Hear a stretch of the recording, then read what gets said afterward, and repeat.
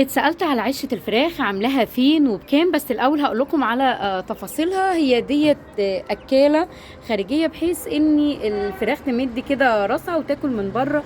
أهو بصوا زي ما انتم شايفين بيمد كده الدجاج وبياكل، بيحافظ على تهدير العلف وإن هو ما يختلطش بفضلات الفراخ. بس هو نصيحة، لو عندك عرس أو فران خليه ما يعملكش الفراغ ده كله. دي بتتشال كده ماشي. كان جايب لي معاها سقايتين، بس سقايتين ميه، بس انا مش من مفضلي البلاستيك يعني سقايات، فانا بس هكبر دي لان الفراخ بتشرب ميه كتير. طيب عندي هنا درجين، الدرج ده بيتشال.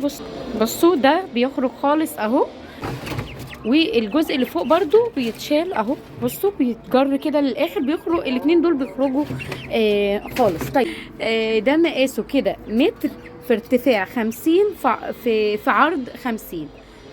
جبته او عملهولي الاستاذ بسام اسماعيل ده من المرج. لو هتطلبوا منه او من اي حد تاني ينفذه لكم، حاولوا تخلوا درج الفضلات دوت يبقى بلاستيك عشان تخرجيه وتغسليه وترجعيه تاني. انا ساعتها جايباه من فتره، كان عامل تقريبا على ما اتذكر 600 جنيه.